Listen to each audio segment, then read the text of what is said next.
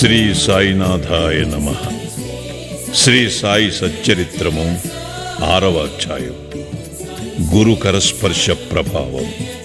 శ్రీరామనవమి ఉత్సవము, దాని ప్రారంభము, పరిణామము మొదలగునవి. మసీదు మరమ్మత్తులు. గురు కరస్పర్శ ప్రభావం. సంసారమును సాగరములు జీవుడనడి ఓడను సద్గురుడే సరంగు అయి నడుపునప్పుడు అది సులభముగను సురక్షితముగను గమ్యమును చేరును. సద్గురు అనగానే సాయిబాబా స్ఫురణకు వచ్చుచున్నారు. నా కండ్ల ఎదుట సాయిబాబా నిలిచియున్నట్లు, నా నుదుట ఊదీ పెట్టుచున్నట్లు, నా శిరస్సుపై చేయి వేసి ఆశీర్వదించుచున్నట్లు పొడముచున్నది. నా మనస్సు సంతోషముతో నిండిపోయి కండ్ల నుండి ప్రేమ పొంగి పొరలుచున్నది. గురుహస్తస్పర్శ మహిమ అద్భుతమైనది. ప్రళయాగ్నిచే కూడా కాలనట్టి వాసనామయమైన సూక్ష్మ శరీరము గురు కరస్పర్శ తగులగనే భస్మమైపోవును. అనేక జన్మార్జిత పాప సంచయము పటాపంచలైపోవును. ఆధ్యాత్మిక సంబంధమైన విషయములు వినుటకే విసుగుపడు వారి వాక్కు కూడా నెమ్మది పొందును. శ్రీ సాయి సుందర రూపము కాంచుటతోడనే కంఠము ఆనందాతిరేకముతో గద్గదమగును. కన్నుల నుండి ఆనందాశ్రవులు పొంగి పొరలును. హృదయము భావోద్రేకముతో యుక్కిరి బిక్కిరియగును. నేనే తానును పరబ్రహ్మ స్వరూపమును స్ఫురణ మేల్కొని ఆత్మసాక్షాత్కారానందమును కలిగించును. నేను నీవు అను భేదభావమును తొలగించి బ్రహ్మైక్యానుభవమును సిద్ధింపచేయును. నేను వేద పురాణాది సద్గ్రంథములు చదువునప్పుడు నా సద్గురుమూర్తియే అడుగడుగునకు జ్ఞప్తికి వచ్చుచుండును. నా సద్గురువైన శ్రీ సాయిబాబాయే శ్రీరాముడిగా శ్రీకృష్ణుడిగా నా ముందు నిలిచి తన లీలలను తామే వినిపింపచేయునట్లు తోచును. నేను భాగవత పారాయణకు పూనుకొనగనే శ్రీ సాయి ఆపాదమస్తకము కృష్ణుని వలెగా అనిపించును.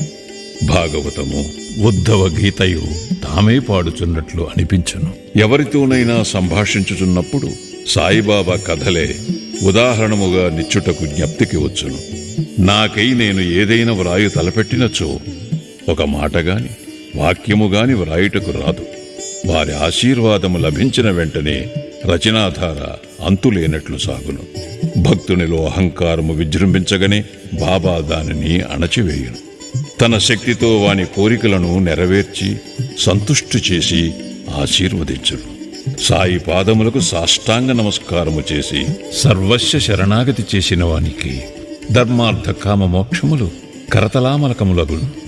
భగవత్ సాన్నిధ్యమునకు పోవుటకు కర్మ, జ్ఞాన, యోగ, భక్తి మార్గములనడి 4 త్రోవలు గలవు. అన్నిటిలో భక్తి మార్గము కష్టమైనది. అది ముండ్లు గోతులతో నిండియుండును. సద్గురుని సహాయముతో ముండ్లను గోతులను తప్పించుకొని ముందుకు సాగినచో గమ్యస్థానము అవలీలగా చేరవచ్చును. ఈ సత్యమును దృఢముగా నమ్ముడని శ్రీ సాయిబాబా నొక్కి వక్కానించిడివారు.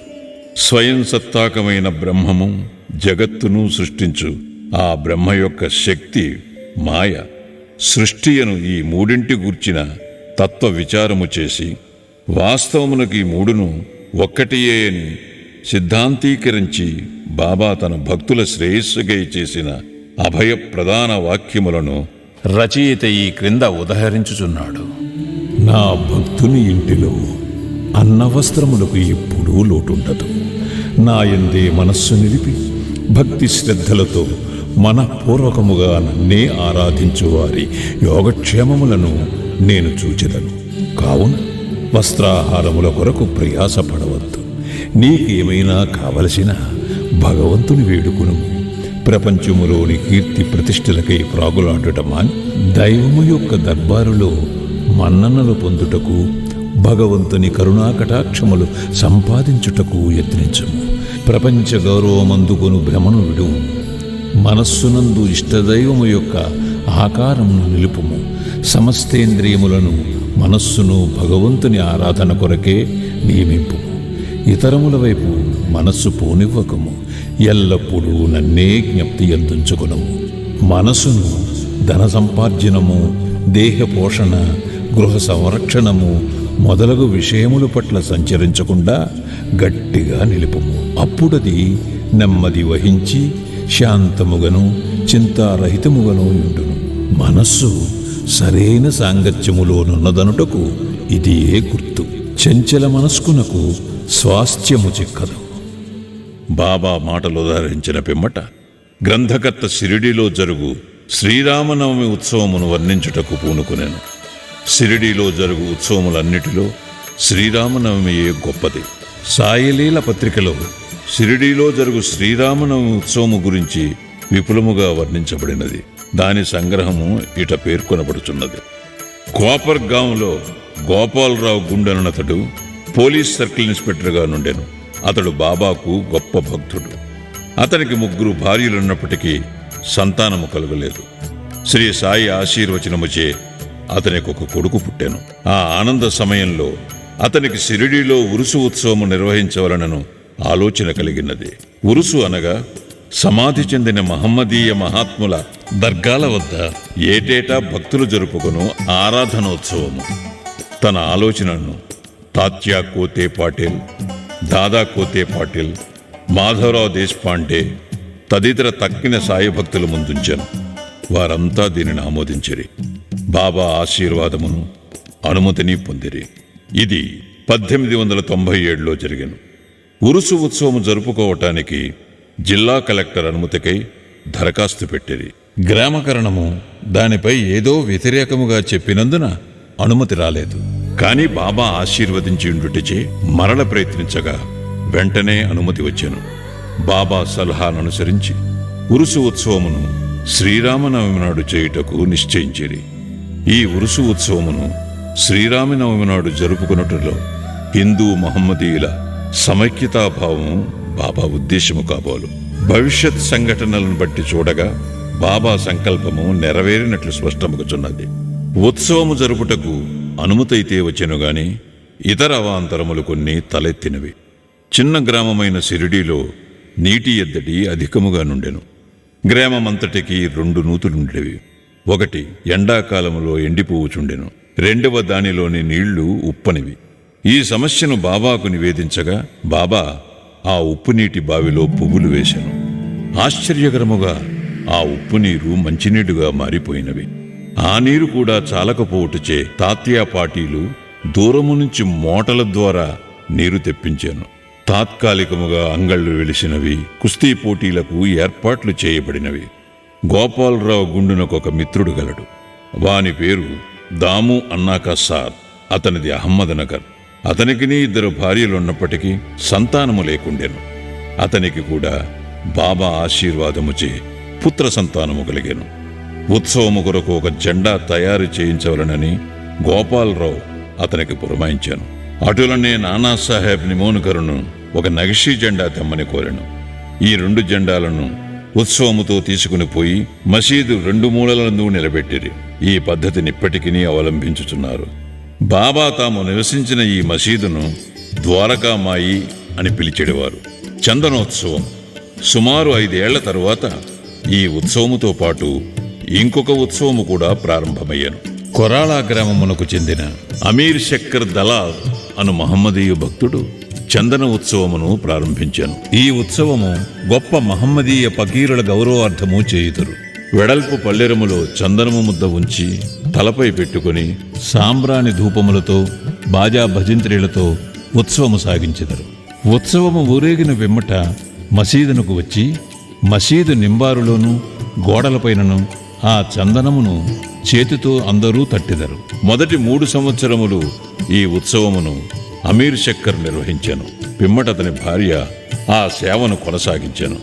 ఒకే దినమందు పగలు హిందువులచే జెండా ఉత్సవము, రాత్రులందు మహమ్మదీయులచే చందనోత్సవము ఏ అరమరికలు లేక జరుగుచున్నవి. ఏర్పాట్లు. షిరిడీలో జరుగు శ్రీరామనవమి ఉత్సవము బాబా భక్తులకు ముఖ్యమైనది, పవిత్రమైనది. భక్తులందరూ వచ్చి ఆ ఉత్సవములో పాల్గొనచుండిరి. బయట ఏర్పాట్లన్నీ తాత్యా కోతే పాటిల్ చూచుకునేవారు. ఇంటి లోపల చేయవలసినవన్నీ రాధాకృష్ణమాయి అను భక్తురాలు చూచుచుండెను. ఉత్సవ దినములలో ఆమె నివాసము భక్తులతో నిండిపోయేటిది. ఆమె వారికి కావలసిన ఏర్పాట్లు చూచుకునుటయే కాక ఉత్సవమునకు కావలసిన సరంజామానంతయు సిద్ధపరచుచుండెను. అంతేకాదు స్వయముగా ఆమె మసీదును శుభ్రపరిచి గోడలకు సున్నము వేయుచుండెను. మసీదు గోడలు బాబా వెలిగించు ధుని మూలముగా మసిపట్టి ఉండెడివి. మండుచున్న ధునితో సహా మసీదులోని వస్తువులన్నింటినీ తీసి బయటపెట్టి మసీదు గోడలను చక్కగా కడిగి వెళ్ళవేయుచుండెను. ఆమె ఇదంతయు బాబా దినము మార్చి దినము చావిడిలో పరుండునప్పుడు చేసేటిదే. ఈ పనిని శ్రీరామనవమికి ఒకరోజు ముందే పూర్తి చేయుచుండెను. పేదలకు అన్నదానమనిన బాబాకు చాలా ప్రీతి. అందుచే ఈ ఉత్సవ సమయమందు అన్నదానము విరివిగా చేయుచుండేది. భోజన పదార్థములు, మిఠాయిలు రాధాకృష్ణమాయి ఇంటిలో విస్తారముగా వండబడేవి. అనేక మంది సంపన్నులైన సాయి భక్తులు స్వచ్ఛందముగా పూనుకొని ఈ సేవలో పాల్గొనుచుండేటివారు. ఉరుసు శ్రీరామనవమి ఉత్సవముగా మారిన వైనము. ఈ ప్రకారముగా 1897 నుండి 1911 వరకు ఉరుసు ఉత్సవము శ్రీరామనవమి నాడు వైభవముగా జరుగుచుండెను. రాను రాను అది వృద్ధి యొగుచు ప్రాముఖ్యము సంతరించుకొనెను. 1912లో ఈ ఉత్సవమునకు సంబంధించి ఒక మార్పు జరిగాను. శ్రీ సాయినాథ సగుణోపాసన గ్రంథకర్త అయిన కృష్ణారావు జోగేశ్వర భీష్మయ్యనువాడు దాదాసాహెబ్ కాపర్డేతో కలిసి ఉత్సవమునకు వచ్చాను. వారు దీక్షిత్వాడాలో బస చేసేది. ఉత్సవము ముందు రోజు కృష్ణారావు దీక్షిత్వాడ వసారాలో పండుకొని ఉండెను. ఆ సమయములో లక్ష్మణరావు ఉరఫ్ కాకా మహాజని పూజా పరికరముల పళ్ళెముతో మసీదునకు పోవుచుండెను. అతనిని చూడగానే భీష్మకు ఒక క్రొత్త ఆలోచన తట్టెను. వెంటనే కాకా మహాజనిని దగ్గరకు పిలిచి అతనితో ఉరుసు ఉత్సవమును శ్రీరామనవమి నాడు చేయమనుటలో భగవదుద్దేశమేదియో ఉండవచ్చును. శ్రీరామనవమి హిందువులకు చాలా ముఖ్యమైన పర్వదినము కనుక ఈ దినముందు రామజన్మోత్సవము ఏల జరపకూడదు అని అడిగాను.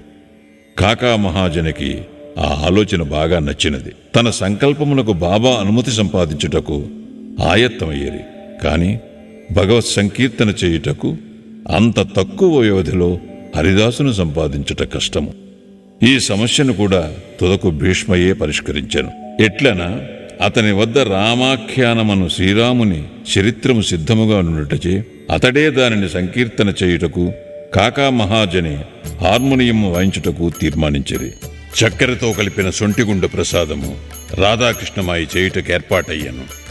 బాబా అనుమతి పొందుటకై వారు మసీదుకు పోయిరి. సర్వజ్ఞుడైన బాబా వాడాలో ఏమి జరుగుచున్నది అని మహాజనిని ప్రశ్నించిరి. బాబా అడిగిన ప్రశ్నలోని అంతరార్థమును మహాజని గ్రహించలేక ఏమీ జవాబివ్వగా మౌనముగా నుండెను. బాబా అదే ప్రశ్న భీష్ముని అడిగాను. అతను శ్రీరామనవమి ఉత్సవము చేయవలెనను తమ ఆలోచనను బాబాకు వివరించి అందులకు బాబా అనుమతినివ్వవలనని కోరెను. బాబా వెంటనే ఆశీర్వదించాను. అందరూ సంతసించి రామజయంతి ఉత్సవమునకు సంసిద్ధులైరి. ఆ మరుసటి దినము మసీదును అలంకరించిరి. రాధాకృష్ణమాయి ఒక ఊయలనిచ్చెను. దానిని బాబా ఆసనము ముందు వ్రేలాడగట్టిరి. శ్రీరామ జన్మదినోత్సవ వేడుక ప్రారంభమయ్యాను. భీష్ముడు కీర్తన చెప్పుటకు తెచ్చాను. మహాజని హార్మోనియం ముందు కూర్చునను. అప్పుడే లెండి నుండి మసీదుకు వచ్చిన బాబా అదంతయు చూచి మహాజనిని పిలిపించాను. రామజన్మోత్సవము జరుపుటకు బాబా ఒప్పుకొనునో లేదో ఏముగునో అని జంకుతూ అతడు బాబా వద్దకు వెళ్ళాను. అది అంతయు ఏమని, అక్కడ ఊయలు ఎందుకు కట్టిరని బాబా అతనిని అడిగాను. శ్రీరామనవమి ఉత్సవము ప్రారంభమైనదనియు అందులకు ఊయల కట్టిరనియు అతడు చెప్పాను. బాబా మసీదులో ఉండు భగవంతుని నిర్గుణ స్వరూపమును సూచించు నింబారు నుండి 2 పూలమాలలను తీసి ఒకటి మహాజని మెడలో వేసి ఇంకొకటి భీష్మకు పంపాను. హరికథ ప్రారంభమయ్యాను. రామకథా సంకీర్తనము ముగియగానే బాజా భజంత్రీల ధ్వనుల మధ్య శ్రీరామచంద్రమూర్తికి జై అను జై జయధ్వానములు చేయుచు పరమోత్సాహముతో అందరూ ఒకరిపై ఒకరు గులాలు జల్లుకునేది. అంతలో ఒక గర్జన వినపడెను. భక్తులు చల్లుకునుచుండిన గులాల్ ఎటులనో పోయి బాబా కంటిలో పడెను. బాబా కోపముతో బిగ్గరగా తిట్టుట ప్రారంభించెను. ఇది చూచి చాలామంది భయముతో పారిపోయారు. కాని బాబా యొక్క సన్నిహిత భక్తులు మాత్రము అవన్నీ తిట్ల రూపముగా బాబా తమకిచ్చిన ఆశీర్వాదములను గ్రహించి కదలక అక్కడనే యుండిరి. శ్రీరామ జయంతి నాడు రావణుడనే అహంకారాది అరిషడ్వర్గములను సంహరించుటకు శ్రీ సాయి రూపంలో ఉన్న శ్రీరాముడు ఆగ్రహించుట సహజమే కదా అని భావించిరి. షిరిడీలో ఏదైనా కొత్తది ప్రారంభించినప్పుడెల్లా బాబా కోపించుట ఒక రివాజు. దీనిని తెలిసిన వారు గమ్మును ఊరుకుండెరి. తన ఊయలను బాబా విరుచులను భయముతో రాధాకృష్ణమాయి మహాజనిని పిలిచి ఊయలను తీసుకుని రమ్మనెను. మహాజని పోయి దానిని విప్పుచుండగా బాబా అతని వద్దకు పోయి ఊయలను తీయవలదని చెప్పాను. కొంతసేపటికి బాబా శాంతించాను. ఆనాటి మహాపూజ, హారతి మొదలుగునవి ముగిశాను. సాయంత్రం మహాజని పోయి ఊయలను విప్పుచుండగా ఇంకనూ దాని అవసరం ఉన్నదని కనుక దానిని విప్పవద్దని బాబా అతనిని వారించాను. రామనవమి మరుసటి దినమున జరుపు గోపాల్కాల ఉత్సవముతో కాని ఉత్సవం పూర్తి కాదన్న విషయము అప్పుడు భక్తులకు స్ఫురించాను. మరునాడు శ్రీకృష్ణ జననము నాడు పాటించు కాలాహండి అను ఉత్సవము జరిపిరి. కాలాహండి అనగా నల్లని కుండలో అటుకులు, పెరుగు, ఉప్పు, కారము కలిపి వేలాడగట్టెదరు. హరికథ సమాప్తమైన పిమ్మట దీనిని కట్టెతో పగులుకొట్టెదరు. రాలిపడిన అటుకులను భక్తులకు ప్రసాదముగా పంచిపెట్టెదరు. శ్రీకృష్ణ పరమాత్ముడు ఈ మాదిరిగానే తన స్నేహితులకు గొల్ల పిల్లవాంట్రకు పంచిపెట్టుచుండెను. ఆ మరుసటి దినము ఇవన్నీ పూర్తి అయిన పిమ్మట ఊయలను విప్పుటకు బాబా సమ్మతించాను. శ్రీరామనవమి వేడుకలు ఈ విధముగా జరిగిపోవుచుండగా పగటివేళ పతాకోత్సవము, రాత్రియందు చందనోత్సవము కూడా యథావిధిగా జరిగినవి. ఈ విధముగా ఆనాటి నుండి ఉరుసు ఉత్సవము శ్రీరామనవమి ఉత్సవముగా మారెను. 1913 నుండి శ్రీరామనవమి ఉత్సవములోని అంశములు క్రమముగా హెచ్చినవి. చైత్ర పాడ్యము నుంచి రాధాకృష్ణమాయి నామ సప్తాహము ప్రారంభించుచుండెను. భక్తులందరూ వంతుల వారీగా అందు పాల్గొనుచుండెరి. ఒక్కొక్కప్పుడు రాధాకృష్ణమాయి కూడా వేకోజాముననే భజనలో చేరుచుండెను. శ్రీరామనవమి ఉత్సవములు దేశమంతటా జరుగుటచే హరికథా కాలక్షేపము చేయి హరిదాసులు దొరుకుట దుర్లభముగా నుండెను.